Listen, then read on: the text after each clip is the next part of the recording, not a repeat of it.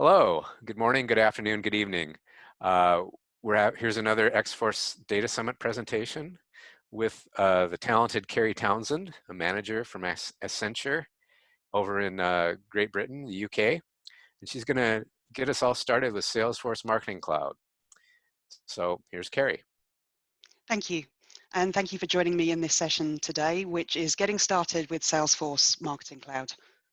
I'm going to start with a little bit about me.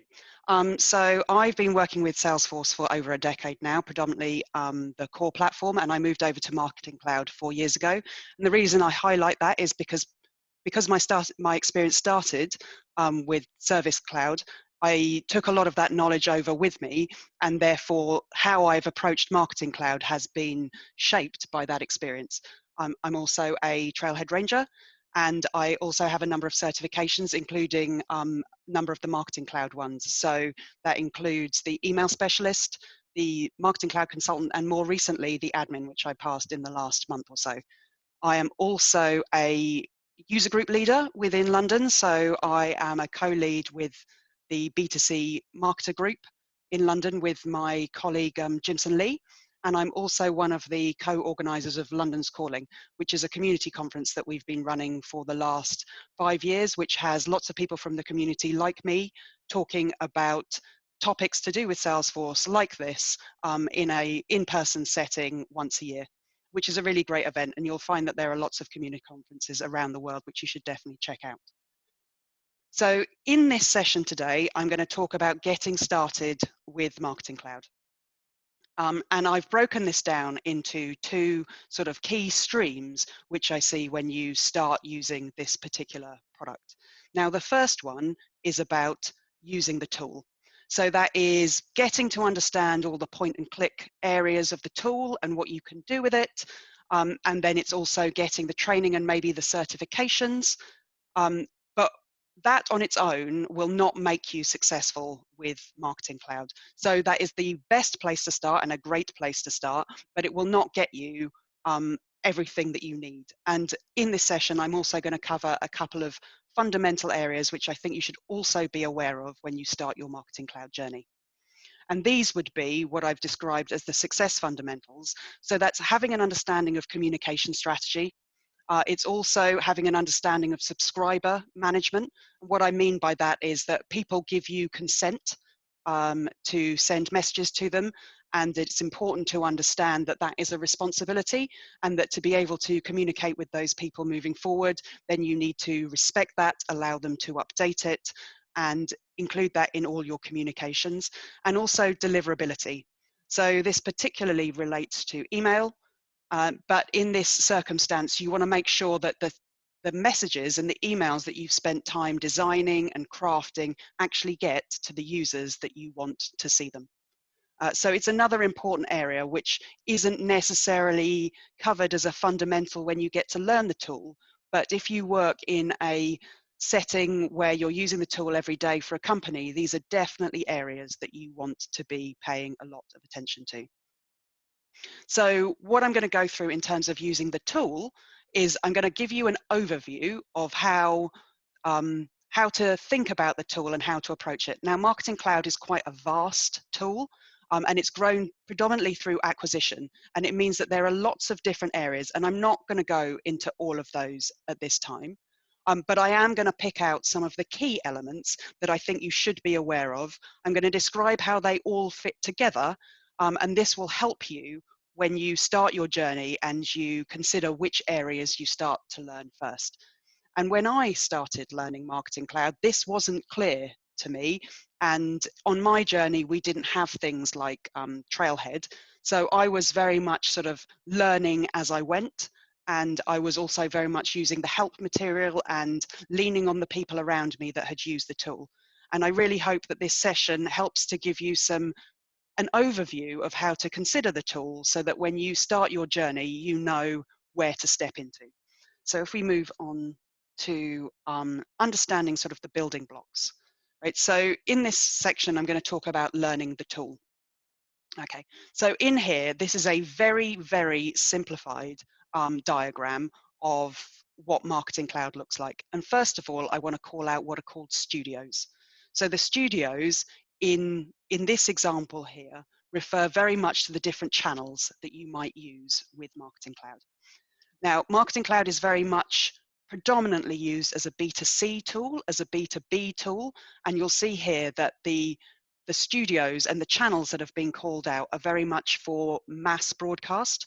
So we've got email. Everybody will be familiar with email marketing. You've also got Web Studio, which allows you to create some web page, which you might use as part of your email campaign to allow people to see information or to gather information from them.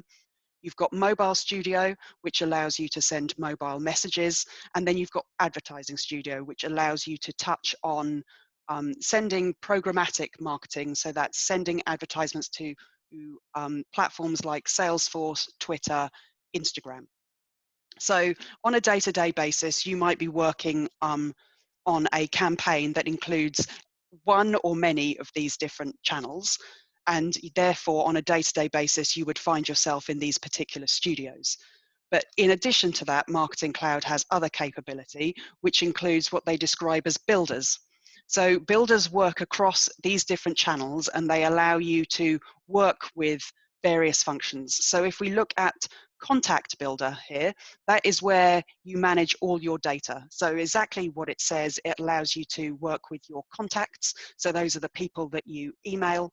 And what's important to understand about Marketing Cloud is that the data model here is very individual person centric. So it's very contact centric. And that's why it's called Contact Builder. And that means that all the data that you capture in Marketing Cloud links back to an individual that you might communicate with. We've also got Content Builder. So when we talk about marketing, we know that content is king and that you want to be providing content that your recipients value. And within here, you have Content Builder, which allows you to create content which can be used across all of these different channels. And then if you've looked at anything to do with Marketing Cloud, you will have heard a lot about Journey Builder. So Journey Builder is where you automate some of your campaigns and your messaging, and you can use Journey Builder, and that again spans all the different channels. So you could create a journey within Journey Builder which sends an email. It might also send an SMS, and if people don't respond on an SMS, it might also serve them an advert. So all of this, it's a very sort of matrixed and interlaced tool. And then in terms of that, well, how do you get your data into the system? So some key areas to understand here is that when data is brought into Marketing Cloud, it comes into what's called data extensions. Now, if you're a user of Marketing Cloud on Exact Target from when it was originally created, you might also use lists. But in this instance, we typically use data extensions because they are more flexible and they hold a lot of data, right? So you can do things much more at scale.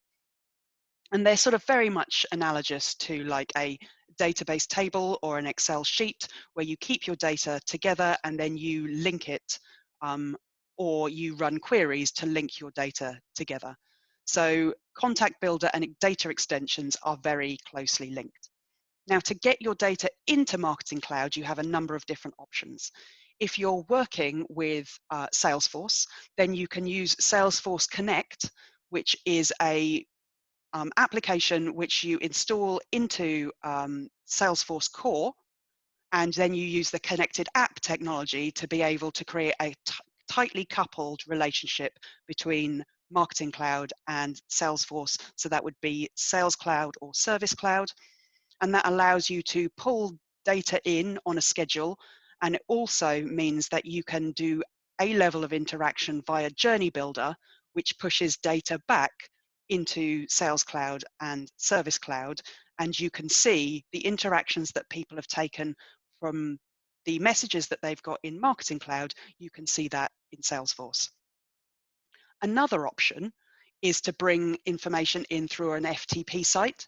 So in the real world, we live in a situation where every piece of data is not always in Salesforce, and you might want to enrich the data that you have in Salesforce, in Marketing Cloud, for either segmentation or for personalization with information from other sources.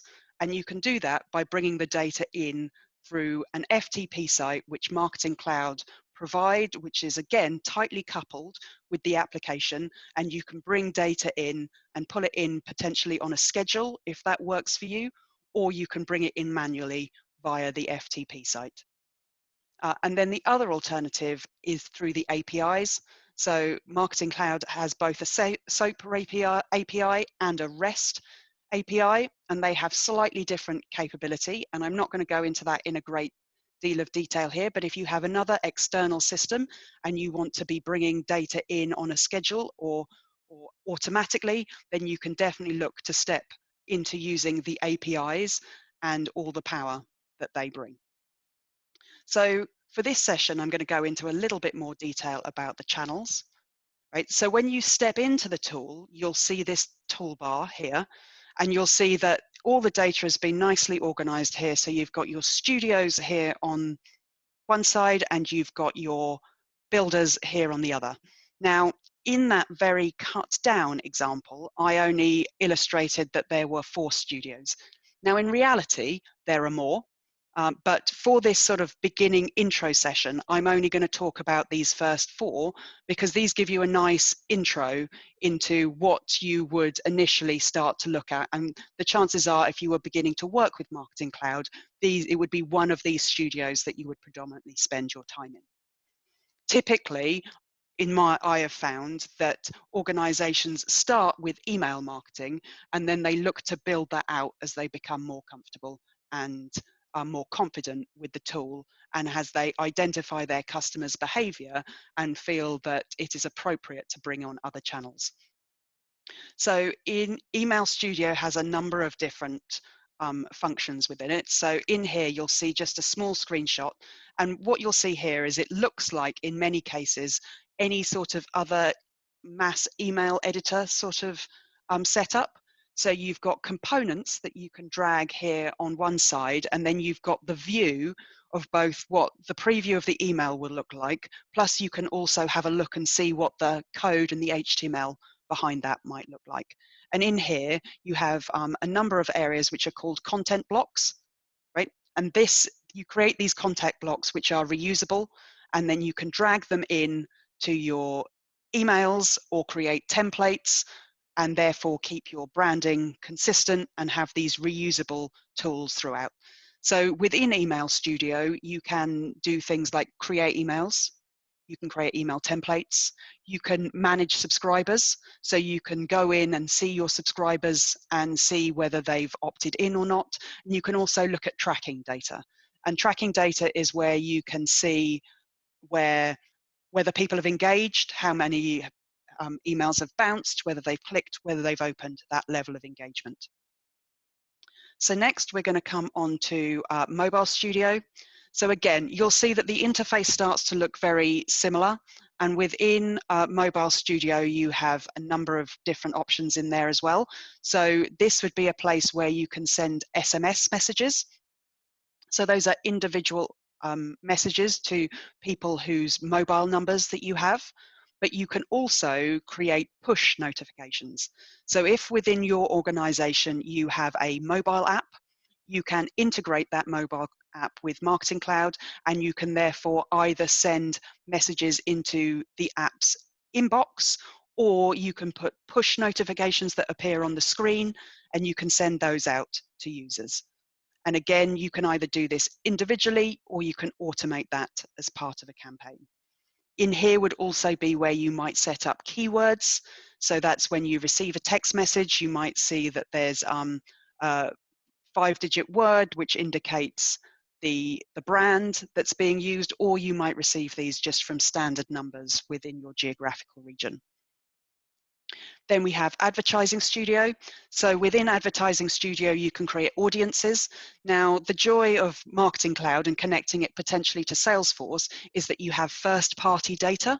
And that data is people's individual email addresses, the preferences that they have in terms of the content or the products that they might want to buy from you. You also have information about what products that they might have bought from you before. And based on that, you can create more highly segmented audiences, which you can then use across channels like Facebook, and Google and Instagram and Twitter. Right? And again, this can be incorporated into campaigns so that you can have a sort of cohesive, connected approach. And then the last one that I'm going to talk about today is Web Studio.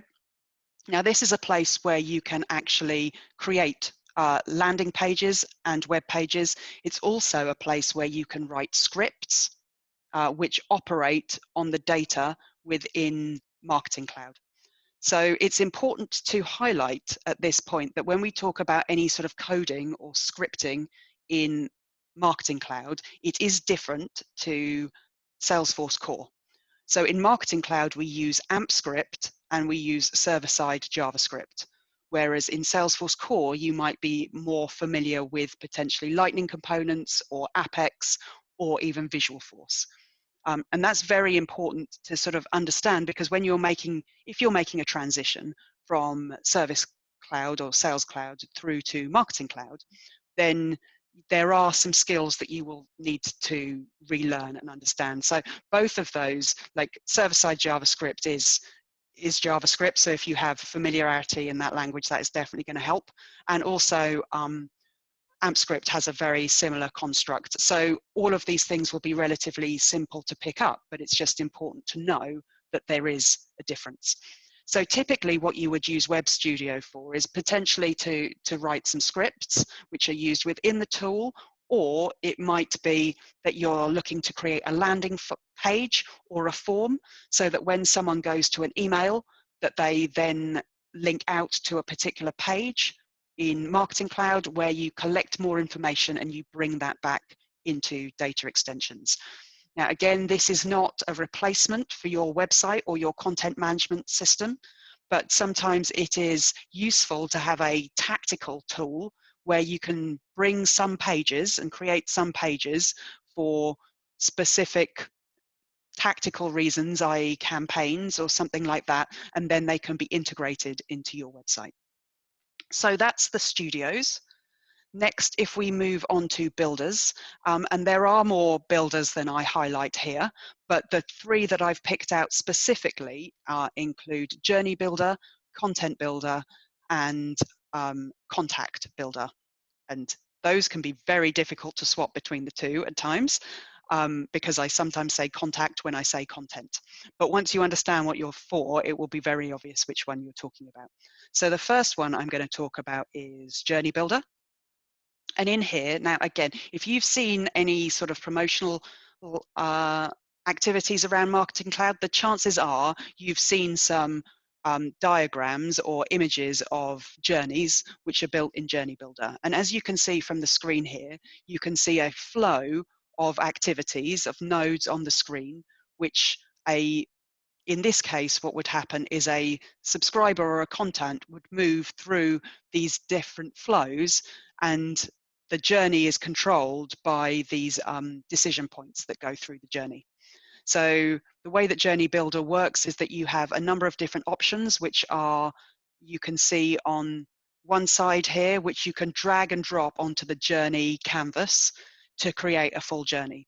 So you would identify a source of contacts. So that's your audience, right? And you would start with that on the left-hand side. And as you move through the journey all the way to the right, you would see that, you know, various things happen. So that could be you send them an email and then you wait for a couple of days and then you send them another email.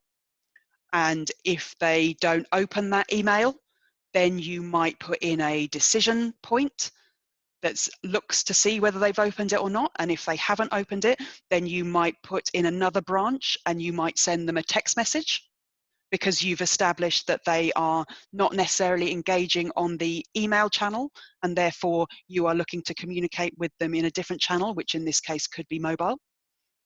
So this allows you to automate both the sending of messages, but it also allows you to potentially create records within Salesforce. So in this particular circumstance, you can also drag nodes onto the canvas, which allow you to update data in Salesforce, which makes this quite a powerful way of automating activities within a tool which is very much designed to talk to recipients at scale. Okay, so Journey Builder is quite powerful. Key things to understand about this is that when you're creating journeys, we have the concept of a customer journey. So that's the end-to-end journey. And when you're using the tool, you might have multiple journeys within Marketing Cloud to fulfill that one long customer journey, because it makes sense in terms of how you work with the tool to break that into chunks and potentially reusable chunks. Next, I'm going to talk about Content Builder. So again, I alluded to this when we looked at Email Studio, and this is where you can create reusable sets of content. So that could be hero images, it could be the header and footer, it could be different segments for a newsletter. And by building these individual pieces, you can then bring them together in your overall email. And how that's created. And by using these content blocks, you can also use things like dynamic content.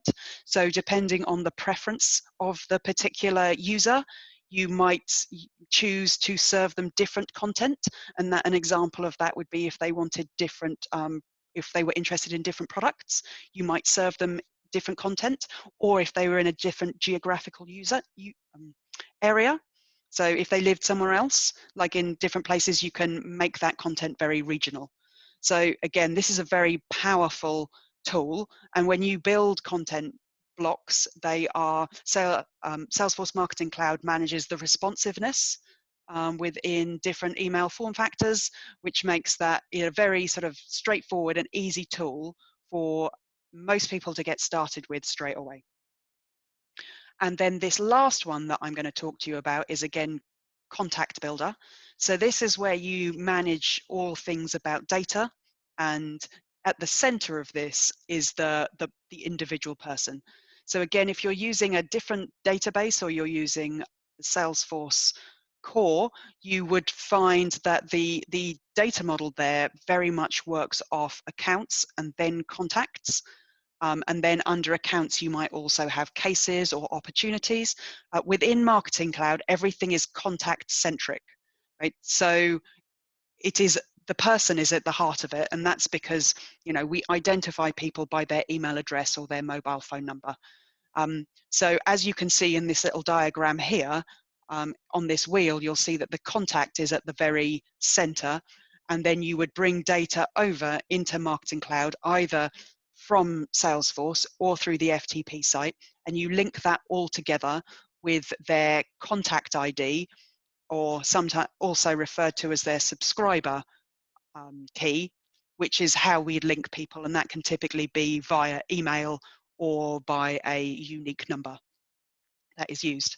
So this has been very much a whistle-stop tour of some of the core capability within the tool. But in the last few years, we'll find that actually the Trailhead has been developed quite significantly. Okay, so I've highlighted a number of different trails here to give you much more information. So when looking at this, and I've tried to highlight, I appreciate that, while I'm talking about this, you can't click on these links, but we've broken it down here into the studios. And what you'll find here is that I've highlighted where the information has come from. So in here, you'll see that I've predominantly on this slide been referring to Trailhead. And if you search for the terms that you see on the screen, you'll be able to see some of the trails and modules that I've pulled out that would be particularly useful.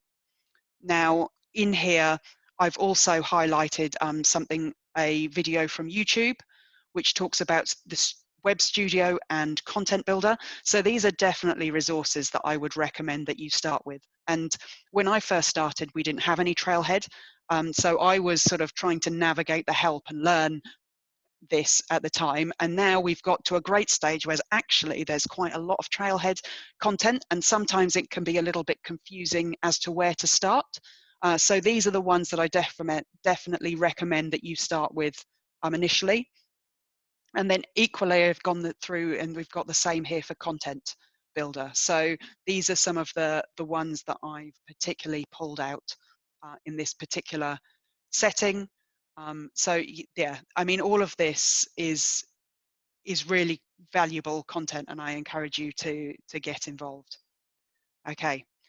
So a couple of other things that you should know as you move forward and you're thinking about this journey, that helps me to really sort of understand how this tool would work is that a few points here. So it's grown through acquisition. So everything that you will have seen here, so Email Studio, um, Mobile Studio, were originally two different products, right? And they've been brought together and they work together with things like Journey Builder and Contact Builder. But things to be aware of is an example of how that you can still potentially see that in the system is that they have different unique keys. And that's just something to be aware of. So my top tip here would be, don't, just because you're familiar with, say, Email Studio or Mobile Studio individually, don't necessarily assume that the way that you identify people or the way that you report is exactly the same. It will be close and it will all be available within the interface, but it won't be exactly the same. So take some time to have a look at that. It has a different technology architecture to Sales and Service Cloud. So you will be familiar with, how data is managed within there, how security is managed, and within the core Salesforce platform. Marketing Cloud is different. So you will need to not make assumptions and familiarize yourself with the way that the tool works there. I also highlight that it's got fewer guardrails. So if you're used to Salesforce Core, you'll find now that you've got nice functionality that says, if you want to delete this, you can't delete this because it's used here or it's used there. And that same functionality is not readily available in Marketing Cloud as of yet. So, be considerate about the things that you do when you're making changes, and really consider the impact, because the system is not necessarily going to prevent you from doing things that you shouldn't. The life cycle management is different. So within this particular tool, there's no concept of having a developer org. Now, if I had a pound or a dollar for every time someone asked me if there was a dev org in Marketing Cloud, I would be very, very rich by now. But there isn't. So we have different ways of getting around that. And sometimes we might use a part in Marketing Cloud which is called a business unit. So that is a separate sort of module, like entity within Marketing Cloud, which we might use to do some testing in.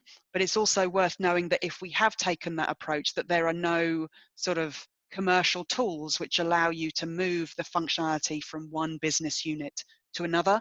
So the key things around that is just factoring in the extra time that it might take to be able to sort of recreate some of those things when you're moving them either from business units, which might be because you're either taking them from a test environment through to a production environment, or it could be because you've developed some functionality for your EMEA business and you'd like to make that available for your US business.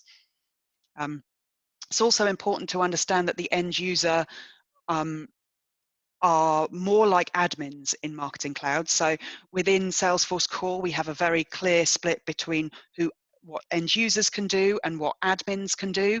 And those are clearly defined in the areas of the system that they get into, whereas that's not quite so clear with Marketing Cloud. So if you were, say, just sending an email, you could consider that there would be users who just need to know how to do that, and they fulfill that task regularly. So they only go in that bit of the system. But if you're, say, developing a new customer journey and you're maybe bringing on the mobile channel, or you are doing some advertising, then every time you make a subtle change to the sort of template of the campaign you're running, then you need to have someone that has real sort of admin level understanding to be able to guide you or design that campaign template in such a way that it meets all the needs of both your internal users and the people that you're trying to communicate with. And I also wanted to highlight something else, which is called business rules. Now, within Marketing Cloud, there are a selection of things called business rules, and these are effectively hidden settings. So built, again, this is a legacy from the fact that it has come from an acquisition. And what this means is that in the sort of back end of Marketing Cloud, which support have access to, there are some settings which they can turn on and off. And it is possible that you might be working within your Marketing Cloud environment and you might not be able to do something in that environment. Um, and you can't understand why, because the options are not there. And that can be because one of the business rules has not been enabled.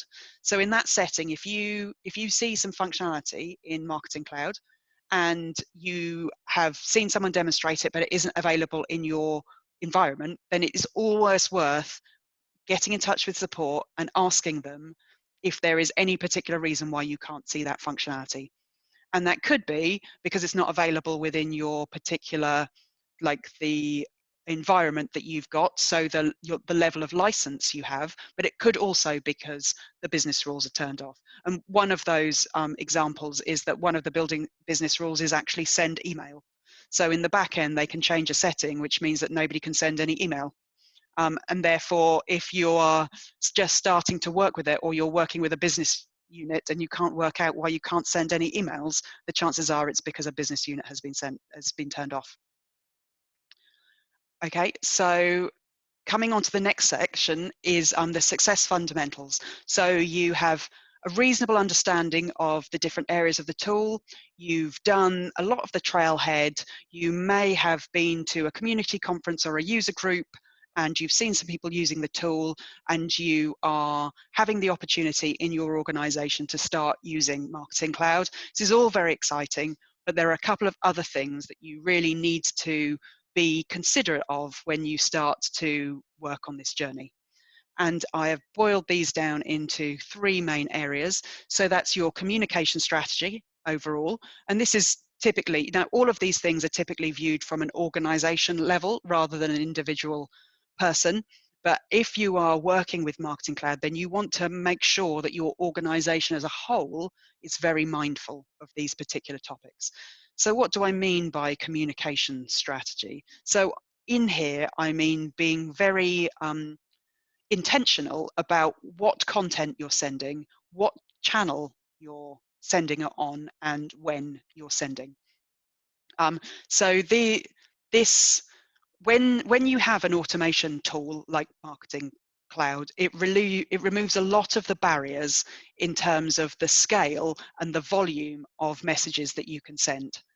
But what I want to really highlight is just because you can send messages at a much higher volume and you can send all sorts of content doesn't necessarily mean that you should.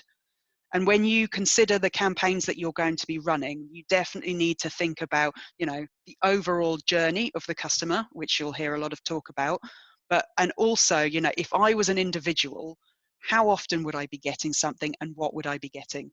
So the joy of a tool like Marketing Cloud is you can highly target that content, and therefore it is much better to send one targeted communication which someone engages with than lots of communications which they might interact with 1 in 5, right? Because that takes a lot of time and energy for you, but it also is not a great experience for them. I also want to illustrate that you should be mindful about channel. So email marketing is a very well-known tool that is used, and the volume of email that you can send to someone before they either opt out or disengage is much higher than, say, you can with an SMS. Right? So I think we've all been there in some situation where we've bought something from a company at some point, and then you've suddenly started receiving text messages from them. And what you can tell is that they suddenly bought an automation tool that they can send messages at scale, and they suddenly thought that you should receive this message by text. And actually, the importance to you of the message is not quite the same. And as soon as you start receive messages, particularly via text message, which are not sort of urgent or compelling information, then you automatically just opt out, and then they've lost you on that channel completely. So really, from a holistic point of view, consider the communications that you're sending to people, map them all out, and then build in the tool ways to automate that, which makes sense for your particular users. And what is important here is that all organizations are different, right? So I couldn't give you a blueprint on how to do this, because it really needs to be considered for each of your organizations. The other area is also subscriber management. And what I want to talk about here is that we live in a world where pretty much most people now know about either giving or removing consent in terms of communication. And in some regions in the world, this is more strict than others. But really, in order to have any sort of meaningful conversation with any of your stakeholders, the best thing to do is to make sure that you have consent to communicate with them. So as a minimum, you need to ask whether they are willing to receive messages, particularly commercial messages, more so than sort of operational messages, but whether they are willing to receive commercial messages from you and on what channel. And then beyond that, if you move beyond that, you might want to start asking them about preference. And what I mean by that is that you might want to start asking them if they prefer to receive messages via email or via post or via SMS. And you might also want to start asking them what frequency that they want to receive messages from you. And by doing that, you give people control, and that develops trust, and therefore they are more likely to engage with your communications, which is ultimately what you want. When doing that within a sort of system landscape, it is important to understand where the system of record is for that information. So, for example, Marketing Cloud is the system that you might send emails from, but you might actually decide for various reasons that actually the master of that information might be in a different system. So that might be in Salesforce. And when you have multiple systems involved, you need to make sure that you are propagating that information through, and you are being clear to the person that's receiving it how regularly that will be updated, how they update that, and then make sure that all the ways that they can update that within your system landscape are being reflected in the source of where you take that. And then the last thing that I wanted to talk about was deliverability, right? So this is about, particularly with email, is about whether the messages that you are sending actually get to the person's inbox in the place that you want them. And within this, we find that Gmail and Microsoft, they are very protective of the people that use their email.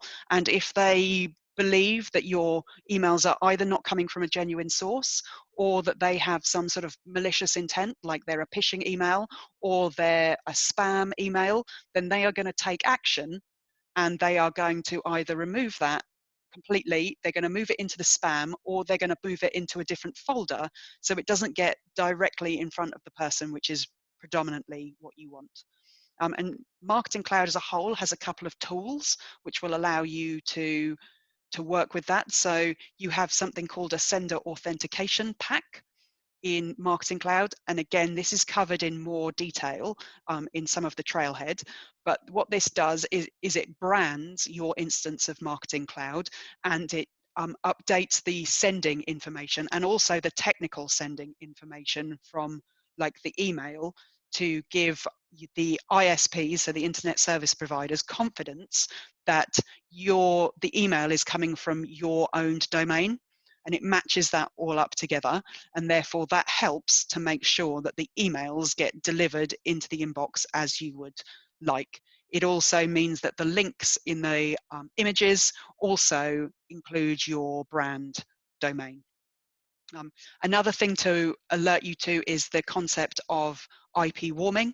So when you first get Marketing Cloud, the chances are that you are working with an IP address which has no reputation whatsoever, and therefore the email service providers will be slightly suspicious as to what of the types of emails that are coming from that recipient and that IP address. So therefore they will pay attention to what is coming from there. So you can't be in a situation where you've sent no emails on day one and then you send 1 million emails on day 2, because they'll become very suspicious, and then they will you will receive a very bad reputation from them. So to work around that, what we do is that you build up your email sending over time, and you break it into sort of chunks of emails that you send out, and you target the sort of campaigns that you know that your subscriber base will interact with. And then the email service providers can see that you are sending valued content, and that people are engaging with it, and that they want that content, and therefore they will, like, you will get a better reputation, and that will improve where you're placed within the inbox. Right, so those are setting up the sender authentication pack and doing IP warming are things that you definitely have to do at the beginning of your marketing cloud journey. And then over time, you need to monitor that deliverability. And there are a number of actions that you can take to check where that is, and do some troubleshooting and some remediation if indeed that is required. And there are a number of good quality resources, which I'll also provide links to, which tell you a little bit more about how to do that. But all of these three fundamentals all drive to the point that, right, what you're trying to do here is build trust with the people that you are communicating with, and the higher level of trust you have with them in terms of the communication and the value, the more likely they are to interact with you as a brand, the more likely they are to purchase your products or your services, or effectively engage with you in the way that you want them to. So if I just now highlight some of the resources that are available. So in terms of communication strategy, there is a Trailhead on that, and also subscriber management. So if you're not already familiar, it is worth becoming familiar with the privacy laws in both the EU and the US. And there's also a really good trail on deliverability, which will go into a lot more detail about the sender authentication pack, IP warming, which are areas that I just touched on. And then also Trailhead Live. So that's trailhead.salesforce.com/live. You'll find that this month, or last month, which was March 2020, Al Iverson, who is the director of Deliverability, had provided some resources which talk about deliverability. So those are 2 half-hour sessions that go into a lot more detail and have a lot of great resources in them. And then in addition, I talked about the sender authentication pack. So there are a few extra resources on here for me to share. And then also IP warming, there is a help document. So that's a PDF that breaks that down for you individually, that gives you some information on that. So I hope that in this session that you have found something useful and learned something. So that's it from me. You can find me on Twitter if you have any comments or suggestions, but thank you for spending your time with me this afternoon. Thank you, Kerry. That was a really helpful introduction to Marketing Cloud. I just want to mention that the concept of email warming and some of the other issues that you touched on, Siva Devaki is giving a presentation in this conference where he talks about that in a little more detail, which Awesome. might be of interest. Yep. I've got a couple of questions for you. Yep. It sure seems like Marketing Cloud has a lot of little pieces that all grew through acquisition, as you said. Yep. Is there a roadmap where this all makes sense in a couple of years, like Pardot is fit in and Marketing Cloud is fit in, and all those pieces are a little more integrated? Yep. Sorry, I didn't mean to cut you off there. No, go ahead. It is much more. We are much closer to that now, and to be fair, it is pretty close. So I think in terms of Marketing Cloud and Pardot, I think those will always be two separate tools, and they have separate uses and focuses on that. So Pardot itself is actually built on the core platform, and it sits and couples very closely with sales. And that is definitely a tool that you might want to use if you're using one-to-one selling. It does have email capability, and it also has built-in lead sort of scoring capability, which really allows you to understand where an individual is in their journey with you as an organization. So we do see that people use Pardot in a B2B setting as well, and equally you see that people use Marketing Cloud in a B2B setting, but as a general rule, they typically fit B2B and B2C. Now, Marketing Cloud, I really have just touched the surface on that. So there are a number of other capabilities that are included in that tool, and they are all brought together under a banner when you log in. And you will have seen on that menu bar that I showed that there are a couple of areas which I just didn't highlight because they're, again, it's quite vast. So there's things like Social Studio, which is another area, which is all your social channels. You've got Interaction Studio, which is real-time monitoring on, say, a website, which then surfaces people back into journeys. You've also got areas in there, which was Analytics Builder, which allows you to do much more of the reporting. So we are very close in terms of how these tools all work together, and they do nicely complement each other. I think when I talk about understanding that it's come from acquisition, it's just when you get into the level of detail of architectural design for the solution, that's when it's helpful to be mindful that of how they work, like Mhm. behind, under the hood, they work together. But if you were using a tool and your primary job was creating emails, right, you wouldn't need to worry about that. It all, Content Builder, Email Studio, Journey Builder, all fits together. You would never know the difference. Oh, that makes sense. The other thing that struck me is when you're connecting back to Sales Cloud or Service Cloud, especially let's just take Sales Cloud for an example, where you're going to be marketing to leads, right? Yep. Some of the emails aren't going to be deliverable. Some of those contacts might opt out of everything pretty quickly, and you want to transmit that data back to Sales Cloud. Is that easy to do and something you do all the time, or is it a little more clunky, or what's that look like? Yeah, no, and that is a great question, and it has come up on more than one occasion, right? So the way that I view that, so typically because Marketing Cloud again is more B2C. Right. So typically it's a tool that you use to contact the people that you already have a relationship with, but is at scale, right? So Mhm. you wouldn't necessarily use, well, okay, there are some contexts when which you would use Marketing Cloud for lead generation, but typically you use um, the tool like Pardot more for lead generation. And as you highlight, you want to you want to qualify people to a certain point before you even put them into your Salesforce database, because otherwise it's just taking up storage for a space to capture people. Now, how you might do that in Marketing Cloud is that you might bring people directly into just Marketing Cloud, and you might keep them in data extensions Mhm. within that tool. And that's not like, that doesn't have the sort of UI interface that Salesforce would have, where an agent would interrogate that data, but you might keep that data there, and then you might create a journey, and once they behave in a certain way, you then might use Journey Builder to create them as a lead, right? So that already indicates that they've had some interaction with you, which suggests that, they either received an email, so you've got a valid email address, or they might have received a mobile message, right? And therefore, they don't actually get created in your Salesforce environment until there's been a level of qualification.